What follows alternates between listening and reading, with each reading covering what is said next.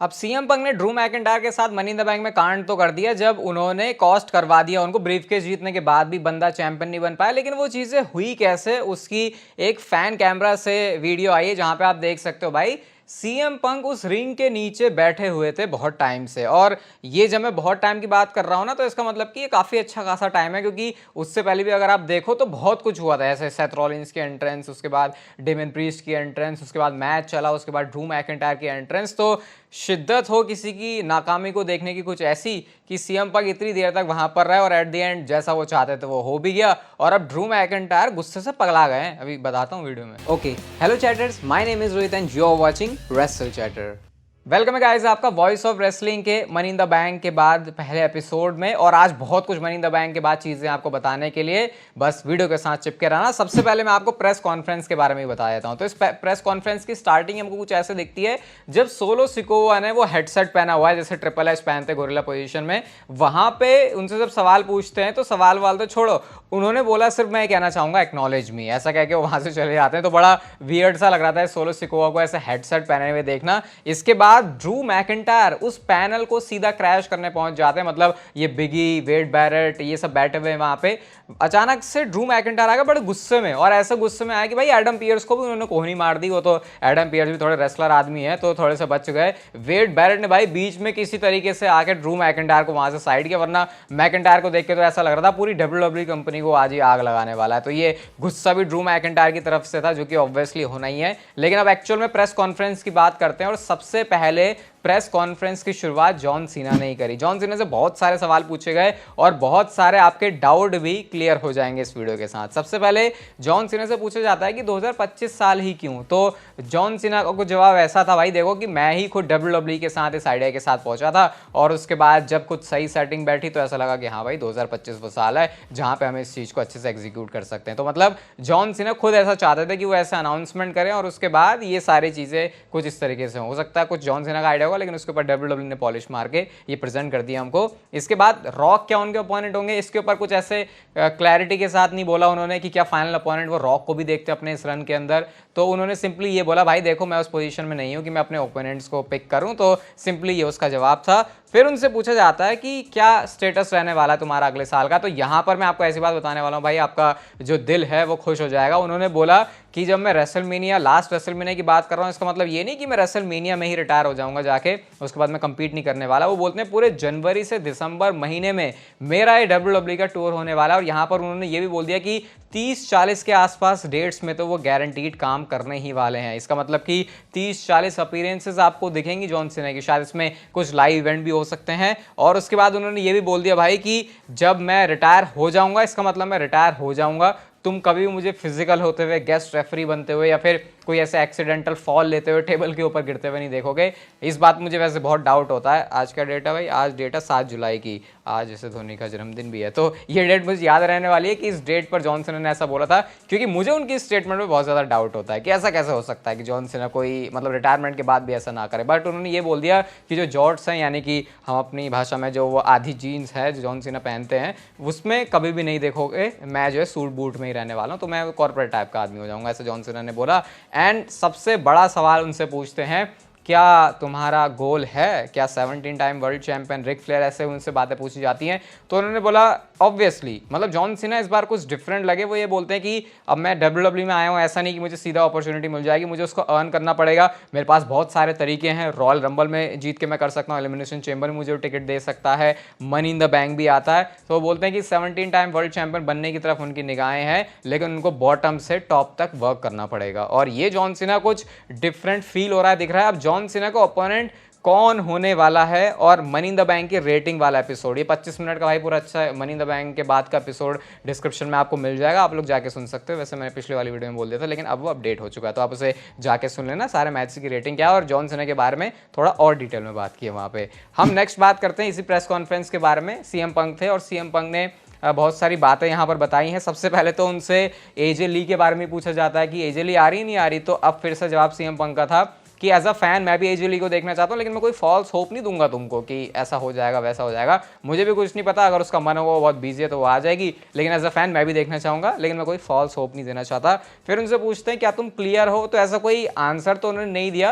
पहले बोलते हैं कि यार इस चीज़ को ऐसे मतलब कोई खुल के उन्होंने आंसर नहीं किया, उसका कहते हैं सस्पेंस में रखते हैं, लेकिन फिर भी बातों से ऐसा लग रहा है कि सीएम पंक क्लियर ही हैं, एंड ऑब्वियसली शायद वो क्लियर ही हैं, इसी वजह से वो मैकिंटायर के ऊपर ऐसे अटैक लॉन्च कर पाए। वैसे कभी कभी होता है कि बंदा इतने थोड़े मोड़े फिजिकल एक्शन कर लेता है, लेकिन मैच करना डिफरेंट होता है। तो लेकिन फील हो रहा है कि शायद पंक का मामला क्लियर हो चुका है। फिर उनसे सेथ रॉलिंस के बारे में पूछते हैं कि यार सेथ रॉलिंस भी तुम्हारी तरफ देख रहे थे, तो नो कमेंट्स बोल दिया सीधा उन्होंने, तो मतलब इसमें भी कोई ऐसा खास उन्होंने इंटरेस्ट दिखाया नहीं।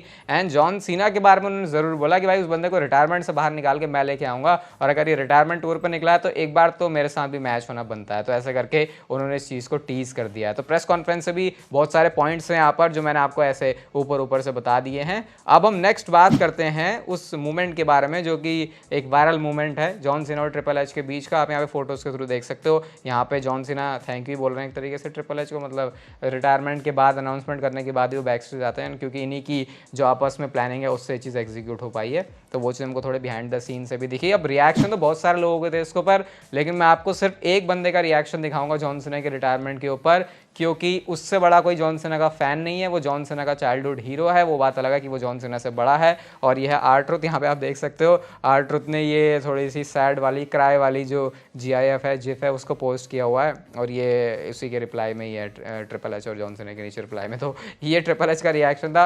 अब बुरा तो लगेगा भाई, उसका चाइल्डहुड हीरो रिटायर हो रहा है। मनी इन द बैंक से अगर किसी एक चीज़ का बहुत ज़्यादा जो है मजाक उड़ रहा है तो वो है टोंगा लोवा के उस वॉच का, जो कि अभी सुबह रिव्यू वाली वीडियो में मैंने डिस्कस किया कि उनको 2 एफर्ट लगे, 2 बार उन्होंने जो है लो ब्लो लगाया तब जाके वो हिट होता है।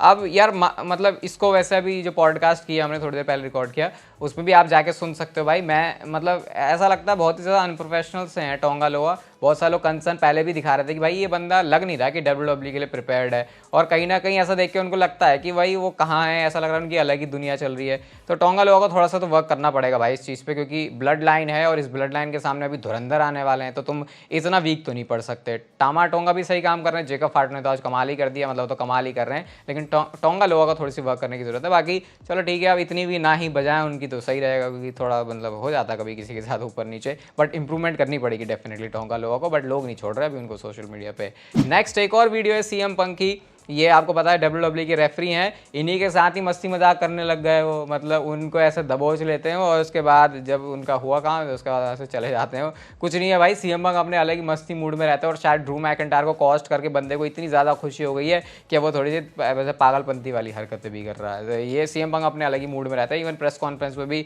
डोनट लेके आ गए थे वो खाने के लिए, तो ऐसा लग रहा है बहुत ज़्यादा कंफर्टेबल एनवायरनमेंट में है सीएम पंक इस समय। इसी प्रेस कॉन्फ्रेंस से एक चीज़ है, वैसे ट्रिपल एच ने बहुत सारी बातें बोली हैं, बट वो ऐसी बातें हैं कि मैं सोचता हूँ उसको अभी नेक्स्ट वीडियो में कवर कर लेंगे, क्योंकि वहाँ पर कुछ और अंदर तक बताने के लिए आपको ऐसे जल्दी जल्दी में नहीं होगा वो। तो ट्रिपल एच ने यहाँ पे डेमन प्रीस्ट के बॉच के बारे में कमेंट किया, जो मैंने पिछली वीडियो में आपको रिव्यू में बताया था, और जैसे मैंने बोला एग्जैक्टली वैसे ट्रिपल एच भी बोल रहे हैं भाई, मतलब हमारे थॉट मिलते हैं। ट्रिपल एच कहते हैं कि भाई सारे लोग वो इतने टाइम से इतना अच्छा काम कर रहा है, उसकी परफॉर्मेंस भी इतनी अच्छी रही है, अब सिर्फ उसी एक चीज़ के लिए लोग उसको क्रिटिसाइज़ करते रहेंगे। और वही है कि मतलब ठीक है चलो जो भी स्पॉट था जैसा भी था, अब ऐसा नहीं है कि उसके लिए बिल्कुल बैश करना शुरू कर दिया जाए डेमन प्रीस्ट को। एक तो बहुत सारे लोगों को उनके पास वो टाइटल अच्छा नहीं लग रहा, तो उनको अब ऐसा लग रहा है कि एक मौका भी मिल गया है कि कुछ तो बोलने के लिए मिला डेमन प्रीस्ट के बारे में, तो थोड़ा सा ठंडा रहना चाहिए। और वही बात ट्रिपल एच ने डेमन प्रीस्ट के बारे में बोली, और एक तरीके से उनको डिफेंड किया बहुत अच्छे तरीके से, जो कि एक कॉन्टेंट क्रिएटिव हेड होने के नाते एक बहुत अच्छा मूव था उनकी तरफ से। नेक्स्ट मैं आपको ये फोटो दिखाना चाहता हूँ, ये WWE शॉप के ट्विटर अकाउंट से आई है, और ये फोटो कितनी जल्दी, मतलब इसकी एक्सपायरी तो भाई कुछ ही घंटों की थी। ये टी शर्ट अब कौन ही खरीदेगा, मतलब ब्रीफकेस आया और ब्रीफकेस चला भी गया और उसको कोई फायदा भी नहीं हुआ। अब ड्रू मैकिंटायर किस मुंह से भी इसको अपने अकाउंट में प्रमोट करेंगे कि भाई मेरी मर्चेंडाइज खरीदो, क्योंकि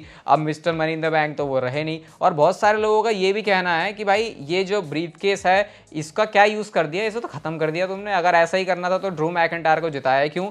बहुत कुछ मेरे स्ट्रॉन्ग वर्ड्स है इसके बारे में, वो मैंने पॉडकास्ट में किए हैं डिस्कस, तो आप वहाँ से जाके सुनना, क्योंकि भाई वहाँ पे और डिटेल में थोड़ा और एनालिसिस हो जाता है, 25 मिनट के आसपास का है। लेकिन मुझे ये जो ओपिनियन है मतलब बहुत स्ट्रॉन्ग वर्ड्स है इसको लेकर, चलो ज़्यादा क्या ही बोलूँ इसके बारे में। अभी नेक्स्ट फिलहाल जाते जाते रोमन रेंज के बारे में बात कर लेते हैं तो रोमन रेंस की appearance money in the bank में हुई नहीं, आपको मैंने प्रेडिक्शन वाली वीडियो में बताया था कि चांस है भी और नहीं भी है, बट अगेन वही है कि फील ज़्यादा हो रहा था कि उसके चांसेस कम ही है, क्योंकि अभी WWE सेटअप कर रही है स्टोरी लाइन को रोमन रेंस के रिटर्न के लिए। बट अभी ये रोमन रेंस की कल परसों की पिक्चर है जो कि इंटरनेट पर इस समय काफ़ी सर्कुलेट हो रही है, जहाँ पे ये आप फोटोज़ में देख सकते हो। ये रोमन रेंस की जो फादर है उसके फ्यूनरल के टाइम पे जो भी उनके रिचुअल्स होते हैं वो सब ये कर रहे हैं, और 2 अलग अलग फोटोज़ हैं, एक ये पहले ब्लैक वाली ये सूट में जो है उनकी, और दूसरी वाली है यहाँ पे माला भी उन्होंने कुछ पहनी हुई है, लेकिन इसका मतलब कुछ और होगा, मतलब समवन इतना कल्चर का पता नहीं है, लेकिन जो भी है थोड़ा अलग सा है और अच्छा लग रहा है। वैसे रोमन रेंस को देख के स्माइल ही कर रहे हैं, इवन कैसे वो हॉस्पिटल में भी गए थे उस टाइम पे अपने फादर के,